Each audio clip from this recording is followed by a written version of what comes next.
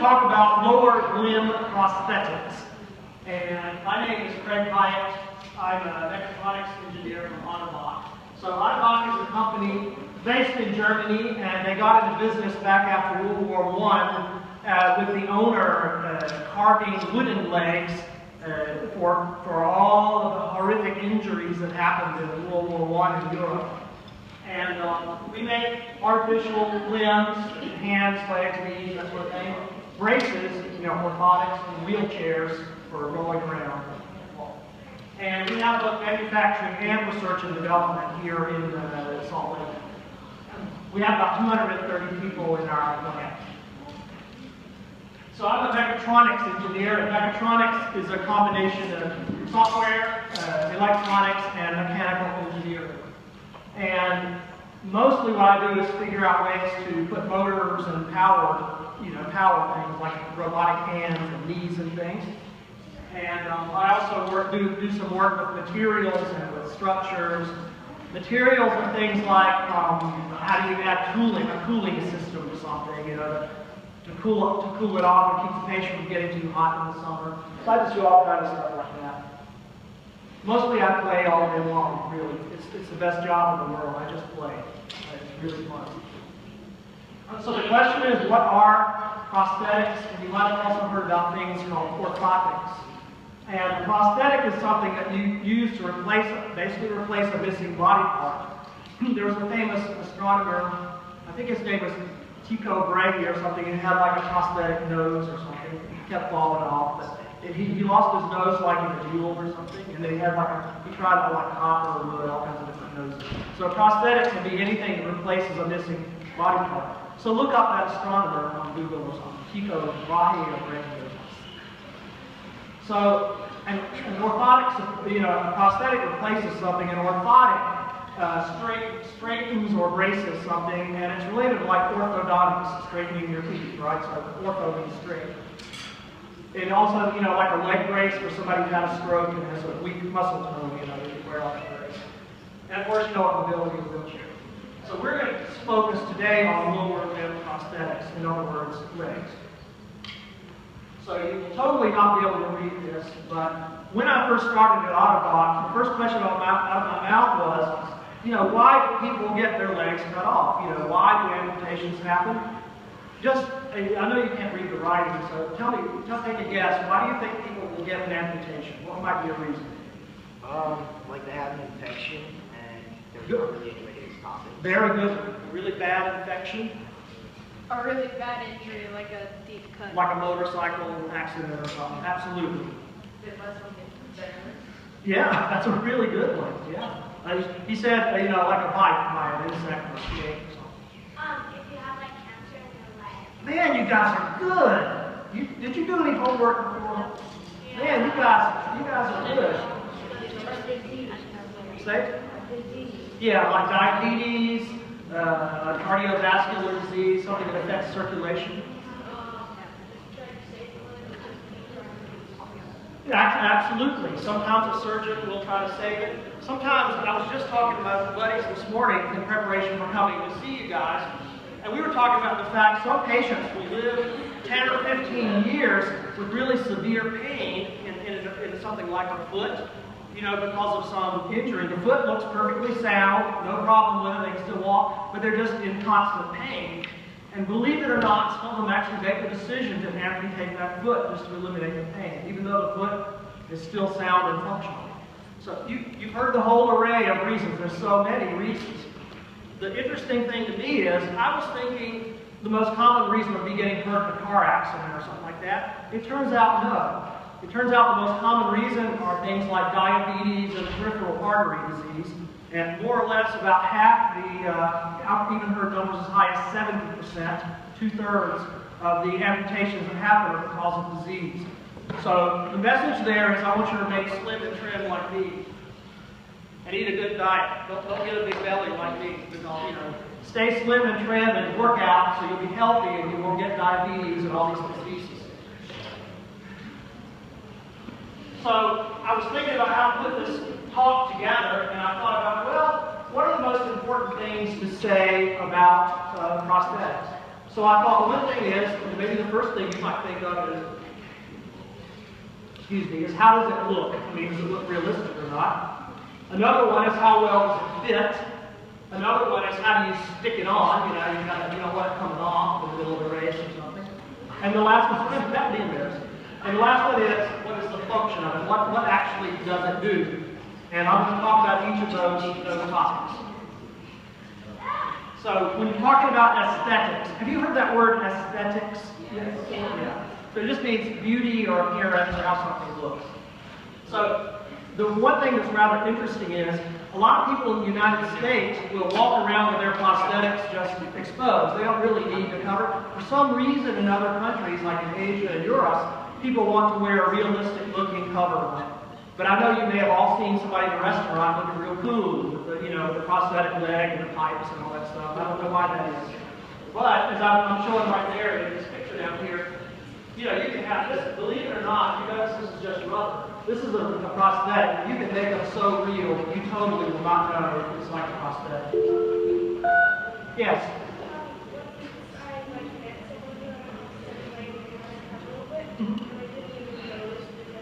Yes? Yeah. That strength, I've got a great story for you. She said she's met people didn't even notice. I got a great story. So I was at a trade show or a convention, walking around the booths. My favorite booth was the Highland, and I love hands, And they were demonstrating like a robotic hand. I talked to this lady there, and they had these very realistic hand covers, really realistic. And I was commenting to her how real they are and everything, and we just talked for maybe 10 minutes or something. And she goes, oh, and by the way, my hands are prosthetics too. Not just one, but I think both of them were prosthetics. She had covers on them. And I talked to her a little longer, and turned out both of her feet were prosthetics too. And I totally did not notice. I do not know, and I didn't ask her. It's so funny, and I was thinking about telling you guys a story. I was thinking, God, I should have asked her what happened, but I don't really know. But she actually was walking around like 2 prosthetic feet and 2 prosthetic hands. And she even had like the little, when you get older, you get these little round age spots. She even had the age spots painted on there. It looked totally real. I never would have known this, she could tell me. So fit and alignment, this is a really key thing, and we spend a lot of energy when we attach prosthetics to patients. It's very key to get the thing aligned very correctly. The reason is, I have that fancy word there, cognitive load. That just means how much do you think about it. As you're walking, you have to think about what is my leg going to do. No, you just want to be able to walk, without thinking about it. So you want to minimize the amount of thinking you have to do to work the prosthetic. Like back in the old days, you might have had to go, like move your thing like your hand. That's a lot of thinking. You'd really like it to be just a robot or something, just do it, right?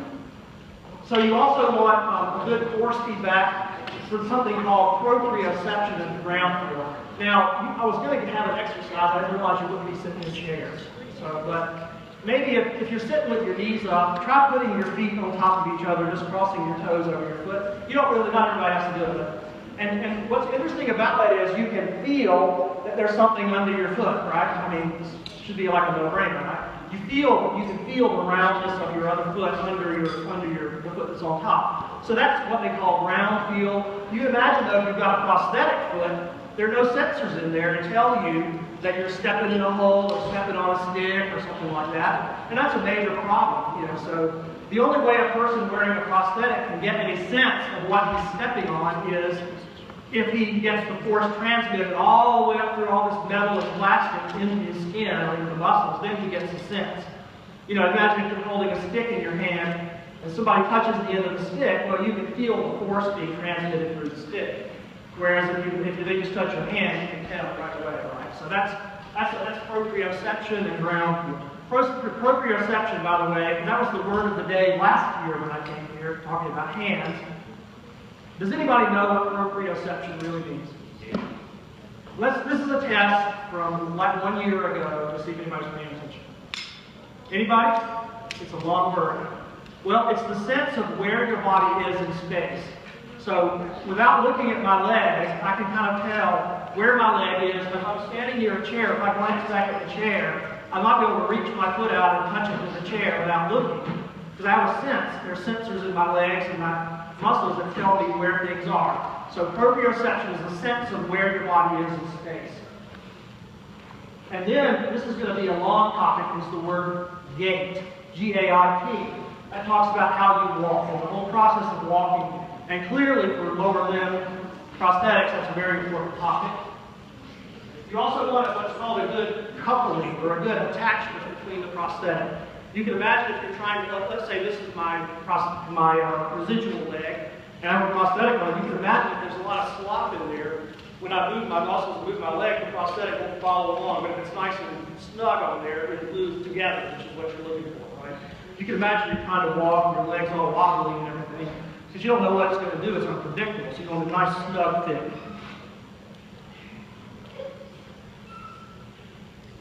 Next topic is attachment. That is how you couple the prosthetic leg to a person's residual leg. Does somebody have that big black round looking socket thingy that I was passing around? There you go. Hold it up. Just stand up and hold it up. We sort of rotate it around so people can see it. So that right there is a carbon fiber socket. And it has all those wires hanging out. I was working on a cooling system, so everything I own has wires hanging out, and I apologize, but that's what you get for being an electronics guy. So you can see the inside of that is hollow, and if she flips it around, the other side has like screw holes and stuff on it, and that's where you actually bolt on the rest of the prosthetic. So that's the coupling, thank you, that's the coupling between the prosthetic and the person's flesh and bone. So, somebody else, do you have that big rubber white liner? It looks like a Santa Claus hat. The big thing goes like this. Big, it looks like a piece of really floppy white rubber. The ball bag? So this right here is a prosthetic liner. And quite often a person wearing a prosthetic will have this in between their limb and that rigid socket the young lady held up. There's a lot of cushioning in the end of it. So this is what provides like a little suspension and also helps the socket adhere to the skin. And then I also passed around what looked like a little aluminum pipe. Does anybody have that? Just like a tube, aluminum tube. Oh, there you go. So this is something called a pylon. It's just basically a little aluminum tube, and it has metal fixtures on it that are used to attach the rest of the prosthetic system. And I'll talk in a minute about something called a pyramid. But basically this is, so then you've got your socket with the liner, you've got this thing like bolting onto the socket, and then you're going to bolt your foot onto this. So that's how they take place in your bone.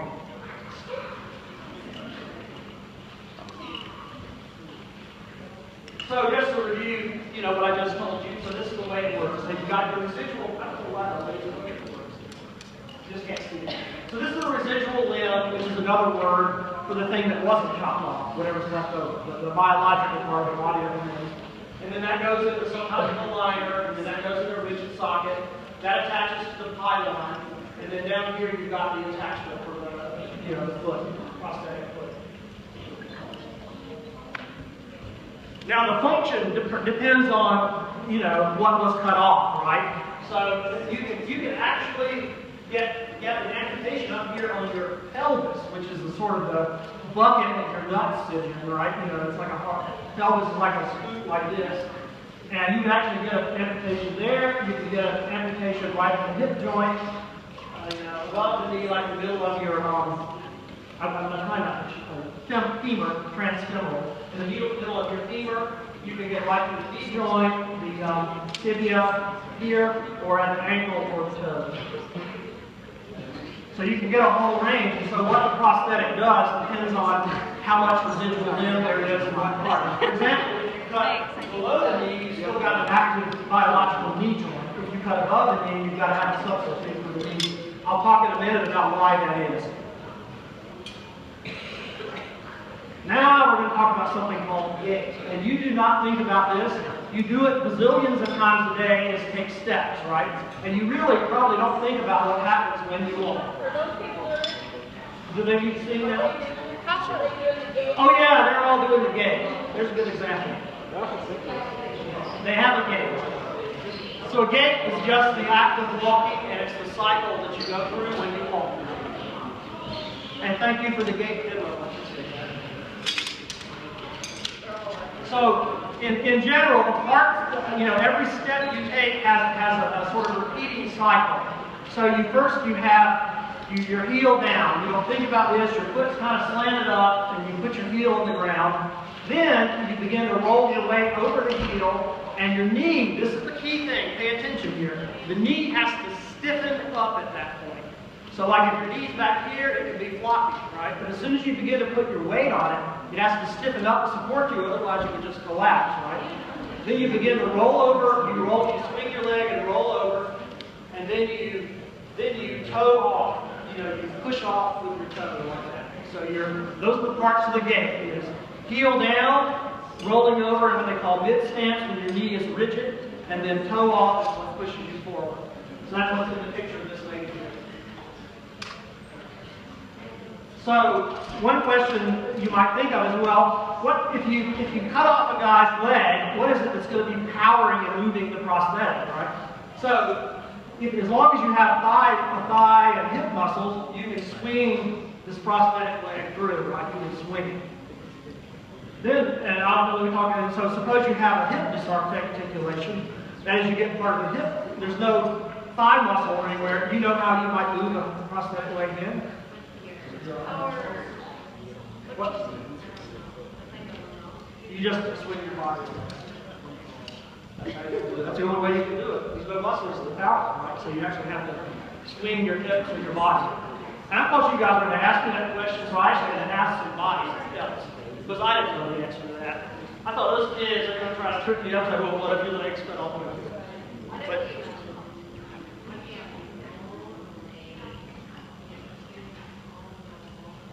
that, I've actually, believe it or not, I've seen that. So she asked, well, what happens if all of your legs are gone and they're chopped off all the way up to here? You have no thighs, no nothing. I love you guys for asking those. I come prepared. I know you're going to ask me. So I know I ask around and do research. So when you have this problem, you wear something like a bucket. It almost replaces the pelvic girdle. It's like a kind of a plastic bucket that you put the torso in and straps on. They put straps over here, and then the prosthetics are bolted onto that. And I've actually seen patients that have that type of thing. They don't even have any thighs. Why do they have it like little handles on each side? Well, that's very interesting. You guys are great. So one of the things I was asking today is, nowadays in modern times, I was asking one of the mechanical engineers, in modern times we have these sort of computer-controlled knees with no width to stiffen up, based on angles and things. My question to this guy before, well, what about in the olden days? Do they have to like pull strings to stiffen their knee up, or how do they do it? And he told me, he's a mechanical engineer, the most common way back in the day was, if this is your knee joint, they had a kind of a break. So that, like, as long as there's no weight on your knee, the knee can swing, and as soon as you put weight on it, it clamps it and breaks it, and that stiffens up. So that's so you just use your body weight to control it. Yeah. That's one way to do it, so you didn't have to have any mechanical things. But I knew guys back in the day. Yes. I just have a question. So, like, what if you lost your leg when you were like little and your leg still needed to grow? What would happen then? You guys are awesome. Yeah. So he asked the question, what happens if you lose a leg, let's say when you're young, or even born with a congenital defect, right? You can be born without a leg, or just and I've known people like that. So it's almost an obvious answer. Somebody has to keep making you bigger and bigger prosthetics as you grow. So there's a little bit of room to grow in the prosthetics, and actually people lose and gain weight too, and that's a problem. Your limb shrinks and grows, so there has to be a little bit of give and take inside the system. Sometimes that's handled with a vacuum system. They actually suck air out to sort of maintain the volume even though your limb grows and shrinks. What if you stop one leg stops? So you have one active leg and one that was, so you just make the most of what you have. So you might wear a bucket with a hole in one side for this leg, and then a place to attach a prosthetic on this side. Right? The bucket only has a hole on one side. So that's what surgeons and orthopedic surgeons do, is they figure out that kind of stuff. So as I mentioned, the knee joint has variable stiffness, and back in the day I remember seeing people with these kind of great knees. And they would walk kind of like this. They'd have to take a step. They'd have to kind of unlock the knee a little bit. So you'd see people do this kind of thing. You might have seen a person walking like this. And that's like back in the 70s or something. You guys probably way before you were born. But But I had friends in junior high or high school that when I would notice walking like that, I thought he had a thing in his shoulder or something. He was walking because the only way to unlock his knee was to shift his weight off of his knee to unlock that brake, right? So you'd see that's how he walked. It looked kind of like this. So nowadays, when people with prosthetics walk, you don't even know they have one. They can boogie along like this. You would never know it. They're just smooth as glass. Oh yeah, this is my favorite thing. Who's got one of those prosthetic feet that I passed around? Just need to Has anybody got the pipe? Is it up here? Ah! The woman of all seasons has got everything up here. So if the prosthetic foot is bolted on at a 90-degree angle, there's no give and take. So at work, I often will. You have a question? How would you swim with the prosthetic? That's a cool question. Believe it or not, you know, this really freaks me out when I see this, but people like to take their feet off, you know, and they'll be sitting in a chair like this and like rotate their foot up here so it's pointing this way, you know, like this. Whoop. Then they'll bolt stuff on there. You actually can bolt on a flipper for swimming. Yeah. So you're like Aquaman or something. You can bolt any kind of stuff on this.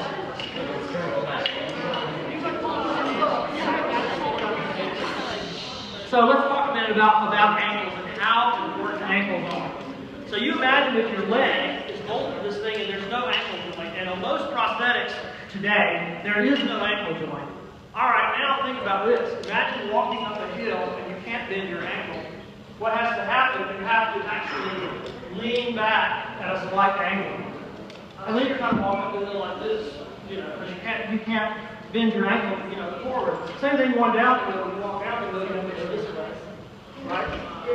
So if you got no ankle, that's a major problem. So people who wear prosthetics, when they go up a hill, they can't tilt back like that, so they stand up on their tippy toes and bend their knees and walk up like that. So in a way, their knees replace what the ankle joint was doing.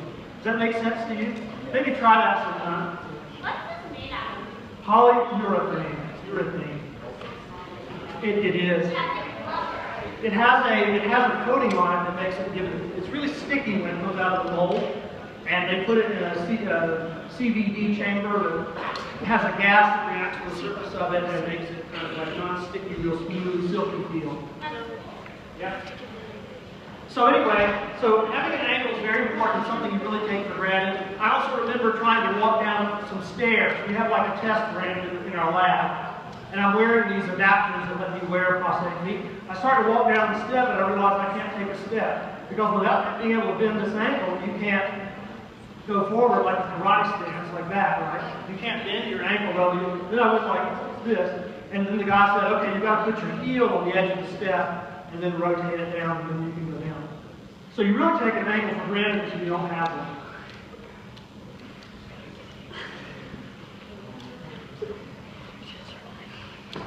So now talking about knees, I kind of already covered this, but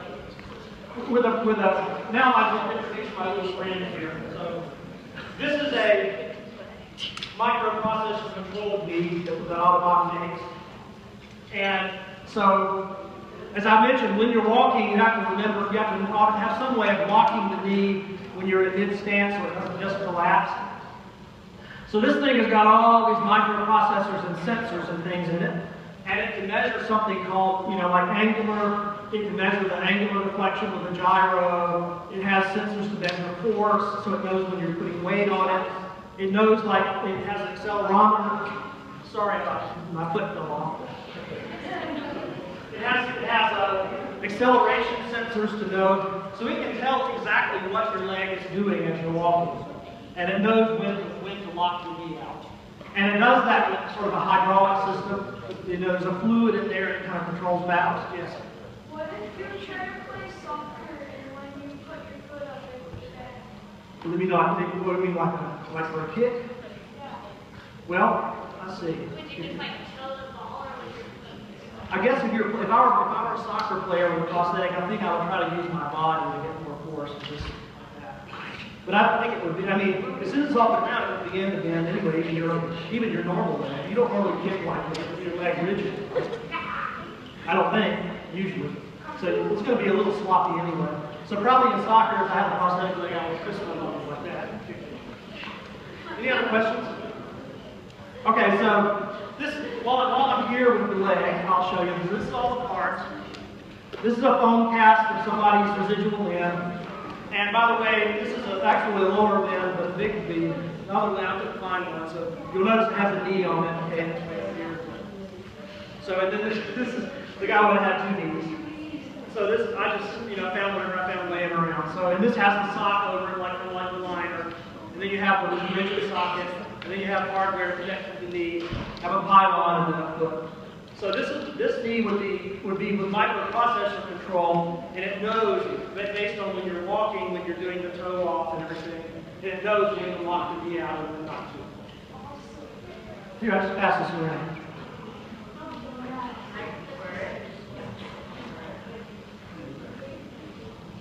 So,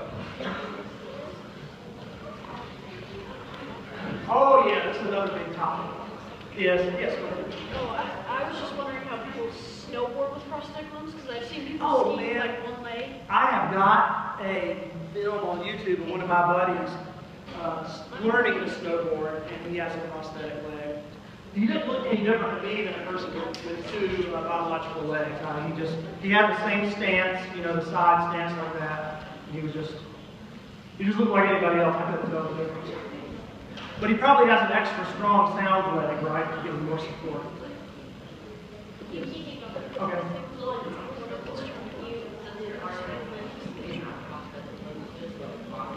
Yeah, that's true. And that probably is what even what this guy does. Yeah, right. Are they like multiple snowboarders? They are, so they're already going on. Yeah, you might make a specialized prosthetic or something. Ah, man! This woman is on fire. So, she asked me, why does this cosmesis, or this cosmetic hand, have these little wrinkles in it right here? I mean, I have the wrinkles, and that's just because I'm old. But I mean, for prosthetic hand, this is something I forgot to mention in aesthetics. This rubber is not as compliant or flexible as your skin, and the only way to make it bend nicely is to put a little cleat in it like an accordion. So that makes the hand look fake, right? If you could make skin that was perfectly flexible and stretchy, you wouldn't need that. And so that's one of the things I forgot to mention in aesthetics, the limitation of the material. So you have to put this accordion, weird looking accordion shape in there. So, you see, yes.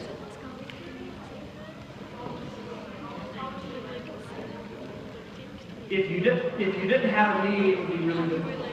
She asked me, how would you swing on a swing like in a park? So you could use your body, right? So I didn't swing probably for about 60 years or something, but if I remember it right, you kind of like lean back and get it going, and then you lean forward. So you might be able to get it going pretty good, but it wouldn't be as good if you can't bend your legs back. You know how like when you go forward, you bend your legs back and go back. So if one of your legs was prosthetic, it would be a little bit harder. You could still do it. But I love all these questions because they point right to the kind of issues that you're going to be solving 10 years from now when you get your PhD, right? So these are the kinds of questions that we need solved. So let's talk about energy storage and release. So when you walk on a prosthetic foot, there's no motors in here, no power. And typically when you walk, you remember I said you have this toe off phase that kind of pushes you forward. Well, your soleus muscle, the calf muscle, contracts and flexes your foot this way to give you the toe. In the case of a spring-loaded foot, the only energy you have is as you begin to roll forward, these springs kind of get smashed a little bit and they store energy. And as you lift your foot off the ground, they expand again and push you forward. But you'll always lose energy in any spring. You may have seen that in physics. Did you take physics here? Okay. So when you take physics, you'll learn about how you can never recover 100% of the energy. So if you compress a spring and let it come back, it will never come back in the amount of energy it took to squash it, right? And if it did, you'd have a perpetual motion machine. You could just push the spring and let it go and it would go on forever, right? So it always loses energy. So the same thing with these feet, and therefore a person with a prosthetic foot, like the famous Blade Runner, Pistorius, and all those guys, There's a lot of debate on the internet about, oh, they're cheating, they've got a carbon fiber stringy foot. It's not true. He was always losing energy with every step, so he could never be as efficient. And I can vouch for that. When I've been walking outside with test feet, I get tired much faster without having my soleus muscle add a little bit of a kick, as I think is said. So this is the same thing I was just talking about. So you put your heel down, you go to your mid stance, you begin to lift your foot off, and then the toe off is where the energy is released. Yes? How come the feet, like, they don't, like, this doesn't, like, it's not a spring?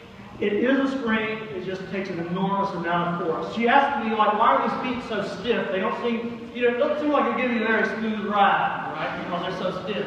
But actually, somebody like me, I weigh like 85 kilos. That's a tremendous amount of force, and the springs do flex for somebody. They are. They make for different weight classes. There's like I think it's a 100 kilo weight class with like 220 pounds. I think there's like a 75. You know, they go down like that. So. I just I put my feet back on with duct tape when I'm done. I just have to. No, I'm just kidding.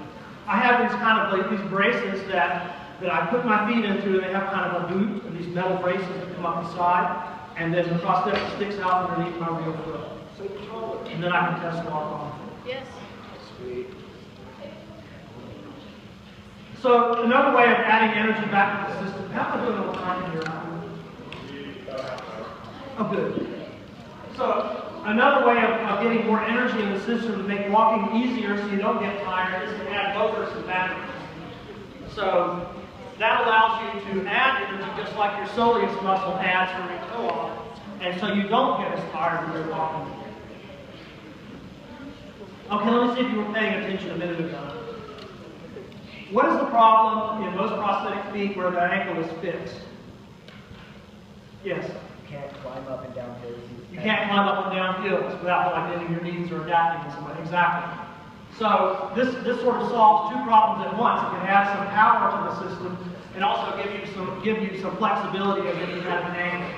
So it kind of kills the bird with one stone. So I guess, as I mentioned, I'm sure you're all going to go get your PhDs when you get out of school. So these are the kind of problems that people are working on, and I'm hoping you guys will help solve. So one of the things that they've been working on now, and I think we're working on getting FDA approval for it, is attaching the prosthetic fixture right to the bone. So they actually open up a hole in your leg and screw a titanium fixture into your bone and then attach to that. And the main thing that gives you is just better feel. You know, you don't have the flesh and the fat and everything that, or, you know, the socket is grinding on it, so you get better feel. Yes? Wouldn't that be useful? Say again? Pain medication. Yeah, it's painful, and also it causes problems with infection. You've got to have a permanent hole in your leg. And I actually Googled it and tried to find out more info about it. I don't know how that's solved. I think that's probably the roadblock to FDA approval. How do you keep? And my wife is in middle school. She's about to graduate. And I asked her, how do they do like those implant teeth? It's the same problem, right? They screw teeth into the bone. I don't know if you've heard of that. They're called prosthodontics. It sounds painful. And I said, well, how does that heal up? And she said, well, all of the cells in your body have these little threads on them, kind of like Velcro, and the cells try to stick together. And what they do is they put a biocompatible coating on the surface of the prosthetic tooth, and all the cells, little octopus fingers, kind of grab onto that, and it sticks to it. But she said that's different from the leg because saliva is an antiseptic. It kills germs. So if your mouth is continuously bathed in this antiseptic, it keeps them from getting infected. In the case of a tooth, I don't know what would happen down here. I'm with you. It sounds like it would hurt, and it sounds like it would be a mess, but I don't know how to do it. So another thing that people are working on is getting more degrees of freedom. And to me, this applies more to hands. Like right now, hands are basically kind of like pincher claws. It'd be awesome if the hand can do this, or play with the hand, and that sort of might do. So we're making prosthetics that have sort of realistic motion. And as this young lady mentioned about the cosmesis with the wrinkles in it, trying to make coverings for prosthetics that are more realistic, even that would be self-healing, Imagine if you're out there working in the garden and you step on a nail or something and you have a prosthetic foot.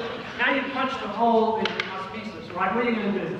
You got to go to Walmart and buy another foot. Imagine if that was the case, with your biological foot. You show up at the service desk, I cut my finger, can I have another hand, please? Yeah, that'll be $1,500. So, that's a big problem with prosthetics is the coverings. They get dirty, they get torn, and they don't replenish themselves the way the human body does. So power is a big thing, adding more power. As I said, prosthetic legs, most of them today are passive devices. They don't have any power supply. Yes?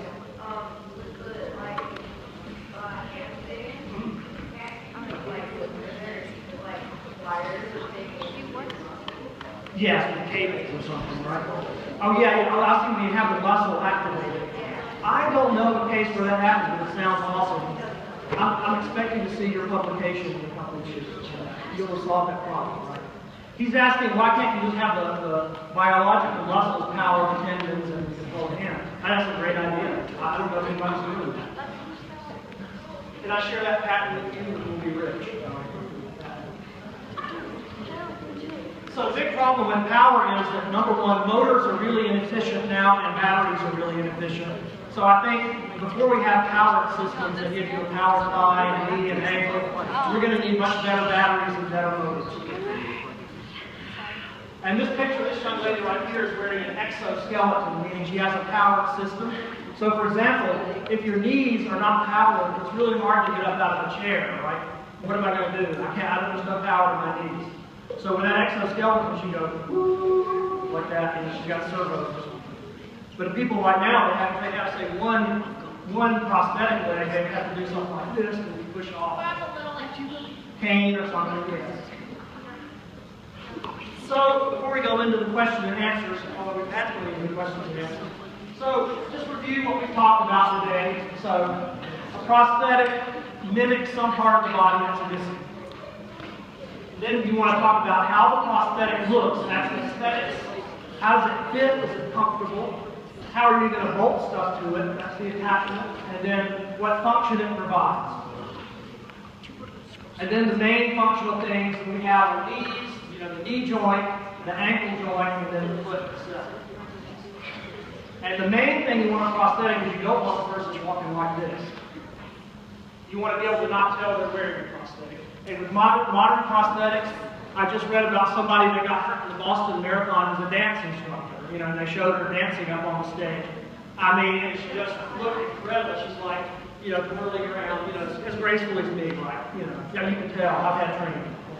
But she just is graceful. You can't even imagine that. And you see people walking, you will not be able to tell they wear a prosthetic.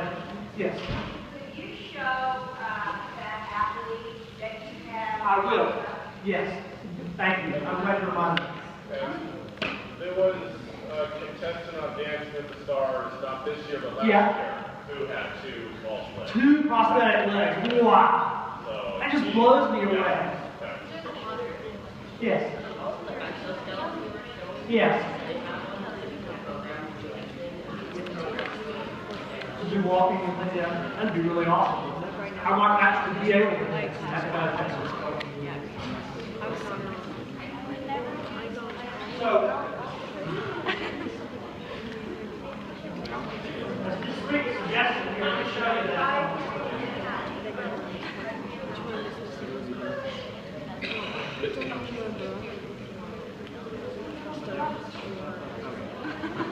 Break it.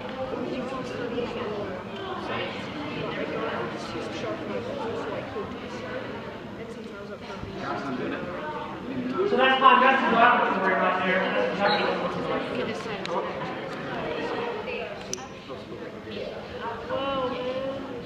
So somebody was talking about a hand. I do those kind of experiments with, adding debris. I was trying to add more degrees of freedom to that hand. So there's me. I'm actually on two prosthetic feet, and I was demonstrating my badass karate. You can see down there, this is where the young man asked me about the braces. I'm wearing these kind of braces. Yeah! Great.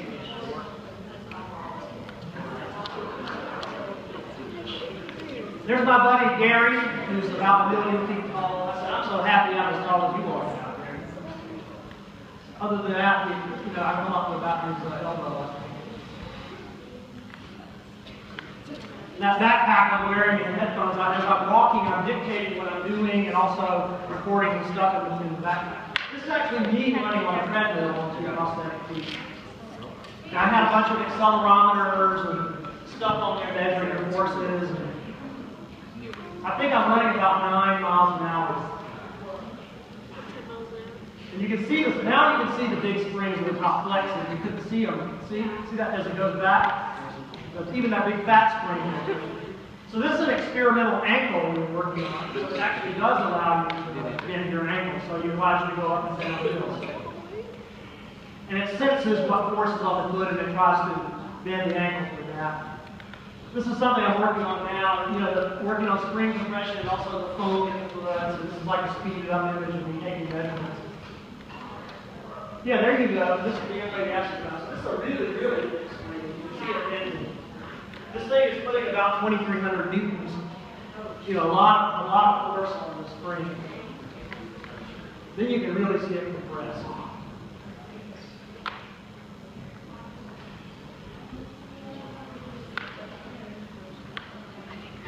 Can't really see it too good. There's like a force curve that happens when you walk. Okay, this is a foot test. We put feet like on millions of cycles at one step per second. It just runs millions of times to make sure it doesn't wear out. This is an experimental inertial motion, so you can see as I'm moving the foot back there, this is moving along with it, and also it measures the compression. I have strain gauges. So when you can actually record this, so as I'm walking, it just shows exactly what the foot's doing. That's my lovely wife, Jo. Aww. So it enables me to record what the springs in the foot. Yeah, so there's the battery and the processor, the little Bluetooth. Then I'm showing you some strain gauges. You can't really see them. I have strain gauges all over the edges of force and stuff. So that when I had that backpack on, I have a computer in there logging all the data as I'm walking and doing stuff. Yes, sir. What about like parachuting or like the scroll stick? Yeah. Do you know how that would work? Like, would you wear your prosthetic then? You probably would, yes. Just if nothing else to give you the structure, right? The stretch. They happen actually. That happens. People live off of that.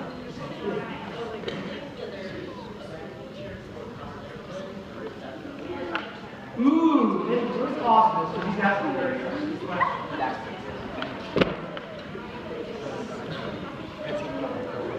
So, this young man asked the question, should we put our energy into prosthetics, or maybe put it into stem cells and even regrowing limbs the way salamanders do? A salamander can break off one of its limbs and actually grow a new limb. They do too, starfish as well, absolutely. Wow, somebody's on the ball right here. But the question is, where should we put our research? I think stem cells are an awesome idea, that type of research.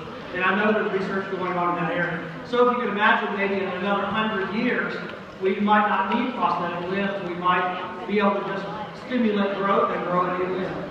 And your body has built-in genetic structures that would, you think, well, how do you make it look like my other foot? It would just happen automatically. Because the Hox genes in your body, because of the layout of your body, they actually will cause I've had like a wart removed, burned off, and it grew back more into my skin and everything. It's really weird. Have a question? Yes. I know another promising thing. I know this is totally Spider-Man, but cross-species genetics too. I thought. Say it again. Cross-species genetics. Yeah. So you'd be able to eat a spider and then you'd be able to shoot it with it out? Yeah. Then you wouldn't need prosthetic, you could just clean from building to building. Oh man, That's what I call thinking outside the loop. Way out, way out. skip this way, like far outside the box. Oh man, you guys are so lost. Let me get this quick question.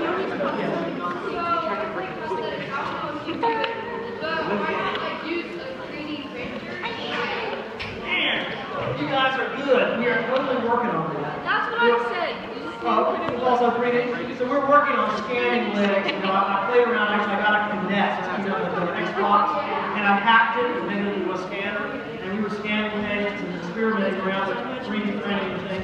One problem now is the materials that are used in 3D printer are not strong enough. So you can maybe mix carbon fibers or something. Another problem is the size. Usually 3D printed parts are like say a foot by a foot by a foot cube. And you know, my socket I pass around is a little bit. So the two problems are now the size and the strength. Yes, you can make a custom one.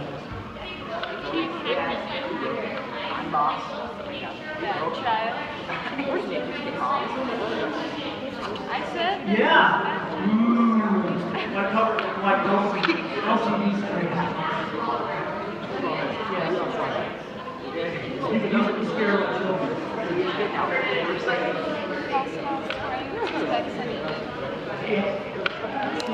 Yes, like mathematician. Right. Yes, and yeah, we experimented with that. Okay, this one,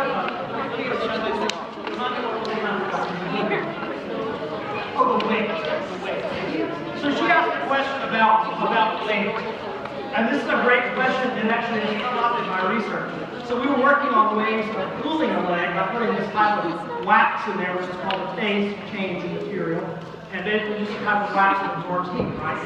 And we noticed that we didn't have enough wax in there to absorb all the heat in a normal day, right? So we kept adding more wax. And then the things got where it weighed like, 5 pounds.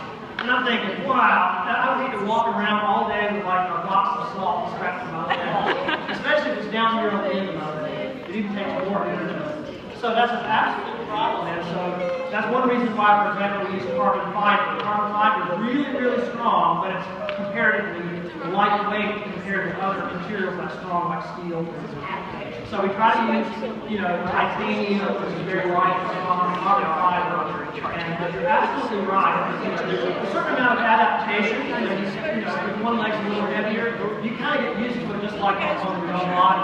If you've ever gotten like driven on a ship or something, you get on land and because your body adapts to the creatures of the ship. And when you get off of the ship, you feel funny. So your body adapts within a certain limit. Yes.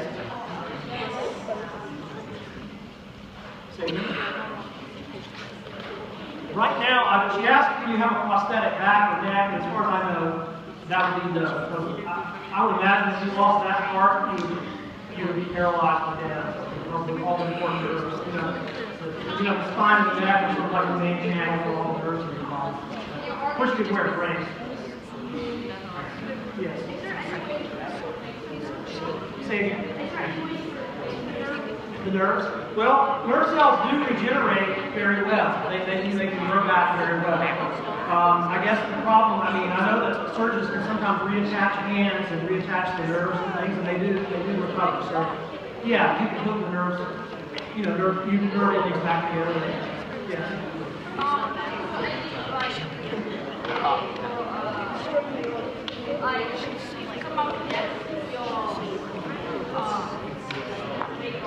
Yes. Yes. This is what a young man here really has. There are experiments now in a couple of ways. It's more with the nervous system. So, like, if you hey, I don't know, and I know a lot of you are actually talking about the artificial limbs as I walk around, but we're getting way too loud. Settle it down a little bit. If you have questions, please ask. I actually have a couple. Okay. I'll play this movie and then I'll get back to that question. This is a young man who came in and was testing. I instrumented this foot with a box on the back that picks up forces and accelerations and things. And he was going to run around on it and then log. Because I wanted to see what, instead of big old fat me, I wanted to see what was a real patient, what does his data look like. So he's out here running. So you see how naturally he runs? There's no there's no stuttering or, just running smooth. And the cool part, wait a second, he's doing like the basketball really in a second. That's the coolest part. Here he goes, watch that. I can't even do that with people. Oh, me neither. So you see how naturally he moves? So that's what this freak was talking about here. So this is, he doesn't have an ankle, he's just got a spring-loaded foot. It's pretty natural. And by the way, he's not all that used to this foot. This isn't his foot.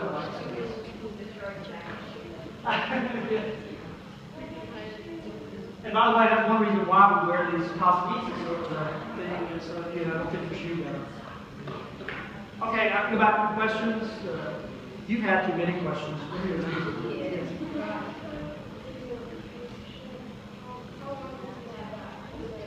A very short period of time. You mean how long you get used to it? Yeah, just a matter of probably about only like half an hour. So he got used to it really fast. It's amazing. Yes.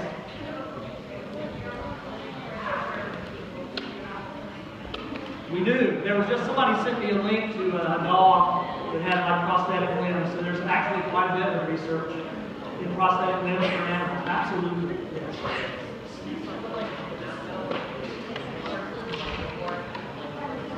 Yeah, you have to put it to sleep. Prosthesis, prosthetic foot for a horse. Yes. Say again? That's, you know, this guy has a great question. You know, if you've got a prosthetic foot, why do you wear shoes? Well, I suppose one reason is just appearance. So you won't scare little babies or something. You know, you have this weird looking Terminator foot. But I think the other reason is also it's just you know, easier. Otherwise, like what if you're wearing a shoe on one foot? You know, you have, if you've got a biological leg or ankle, you have to wear a shoe on that one, otherwise it gets cold, right? So then if you wear your prosthetic, your foot has to be longer than the other one. Otherwise, you'd be walking like this. You know, so it's just for appearance, and maybe just makes everything easier if your legs are the same length. Make sense?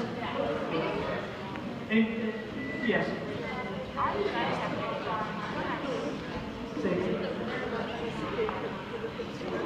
Yes. She asked, is there a limit? Well, I would say that generally speaking, people who design the limbs try to give them the same range of motion as a normal human being, not gymnast or proportionist. Right? So there are limits, but they try to keep the range of motion roughly equivalent to, you know, to a normal, you know, man in the street. But there are limits, you know, and there are, you know, for example, also the limb can't bend in the other direction, you know, like a crane or something. You can't have backwards knees or something. Although that would be very cool. Any other questions? Yes.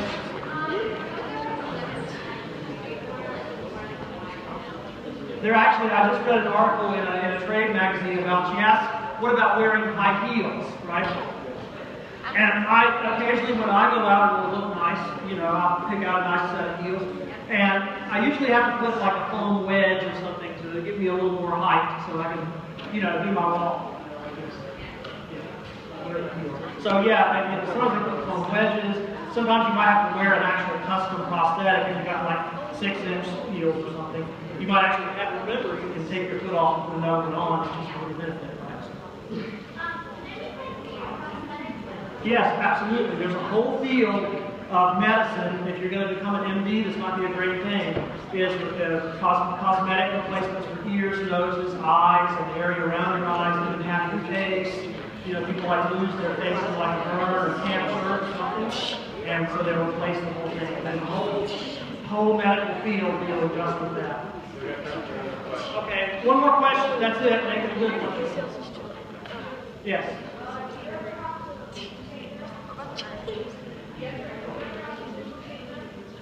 Oh, that's a good question. And the short answer is, off the top of my head, I don't know. I assume they need some type of maintenance, but I don't know. I would think probably for mechanical ones like that, you must have to do something. So you need to change the oil of your leg every few thousand miles. Okay, that's. I'd like to thank Greg Hyde for coming out here and being able to share this with us.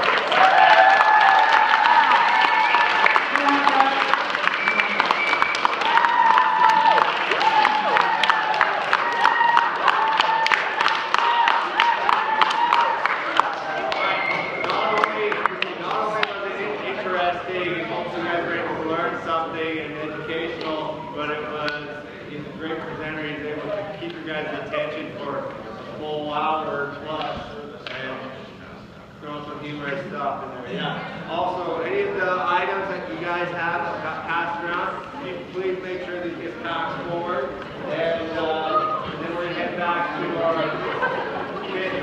course of your class. Right. Yeah, you got to clean this door.